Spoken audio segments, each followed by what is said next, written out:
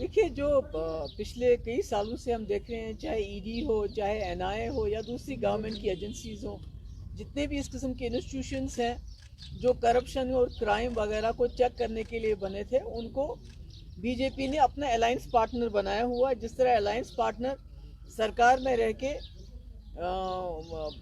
एक political party का काम करते हैं, उसी तरह से चाहे ईडी हो चाहे दूसरी एजेंसीज हो, उनको जो अपोजिशन जो भी कोई आवाज़ उठाता है, कि इस वक्त अगर आप देखेंगे खासकर राहुल गांधी कुछ ना कुछ बोलते रहते हैं, लोगों के मुद्दे उठाते रहते हैं, तो उनको खामोश करने के लिए या सोनिया जी को खामोश करने के लिए जिस खानदान ने, जिस नेहरू गांधी खानदान ने अपनी जो उनकी मिल्कियत थी, जो उनकी प्रॉपर्टी थी, वो दे दी है देश को, तो वो क्या करेंगे? कोई खुदा ना खास्ता कोई अखबार के पीछे, वो भी उन्हीं का अखबार। तो मैं समझती हूँ ये सिर्फ विच हंट है, टू उनको काउ डाउन करने के लिए किया जा रहा है कि राहुल गांधी बात ना करे, बोले ना। और इसी तरह से तमाम, चाहे जितने भी आपके अपोजिशन के लीडर हैं, जितने भी स्टेट्स हैं, सब जगह अपोजिशन लीडर्स को ईडी के छापे पड़ते हैं, उनको तंग किया जाता है और उनके बाद उनको बीजेपी ज्वाइन करवाई जाती है। जब बीजेपी ज्वाइन करते हैं तो ईडी के छापे बंद हो जाते हैं। तो ये विच हंट नहीं है तो और क्या है? देखिए, जो हिंदुस्तान है ये पूरी दुनिया में माना जाता था भाईचारे के लिए, सेकुलरिज्म के लिए, डेमोक्रेसी के लिए, मगर बीजेपी ने सबका बेड़ा गर्क कर दिया है।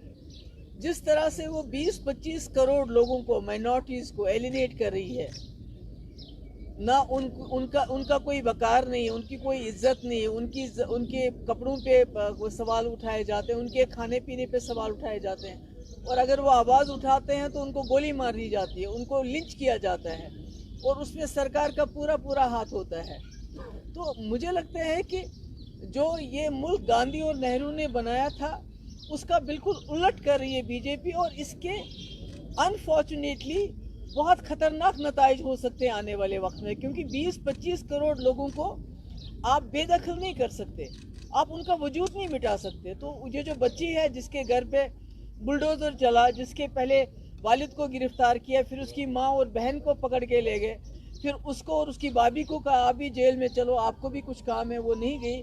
तो ये एक बदले की सियासत है जिसमें कोई, इनके पास कोई कानून का नामो निशान नहीं है, और अनफॉर्चुनेटली बदकिस्मती से जो जुडिशरी है वो खामोश तमाशाई बन के देख रही है। इनका काम तो था इस वक्त, क्योंकि अपोजिशन बात करती है तो उनके पीछे ईडी जाता है, उनको जेल में भरते हैं, मगर जुडिशरी जिसको बात करनी चाहिए थी वो सामने नहीं आ रहे हैं, वो खामोश तमाशाई बन के बैठे हुए हैं। मीडिया तो सारा गोदी मीडिया इनकी गोद में बैठा हुआ है, वो तो वही चलाते हैं जो इनको चलाने के लिए कहते हैं। नहीं, देखिए, सिक्योरिटी का मैं समझती हूँ कि जब किसी को थ्रेट मिलता है, पहले तो थ्रेट करना नहीं चाहिए, तो उसमें सिक्योरिटी प्रोवाइड करना मैं नहीं समझती हूँ कोई ऐसी बात है। मगर उनकी गिरफ्तारी क्यों नहीं हो रही है? क्योंकि अगर आप कोई यहाँ मामूली सी बात करता है, ट्विटर पे ट्वीट करता है, मैंने देखा कश्मीर में क्या हो रहा है, हमारे जम्मू कश्मीर में अगर कोई ट्वीट करता है, कोई जर्नलिस्ट बात करता है, कोई सच बोलता है, तो उसको जेल में डालते हैं, उसको यूएपीए लगाते हैं। गलत और बात की, उसने ऐसे वैसे बात नहीं की, वो बात जानबूझ के की गई, डालने का, उन पे गोलियां मारने की कही उसने। ये बड़ी स्ट्रेटजिकली, ये इलेक्शन के बगैर भी इनका तो यही काम है, इलेक्शन का। यहाँ तो साल के साल इलेक्शन चलते रहते हैं, कभी किसी स्टेट में कभी स्टेट में। ये तो खाली कांग्रेस की बात नहीं है।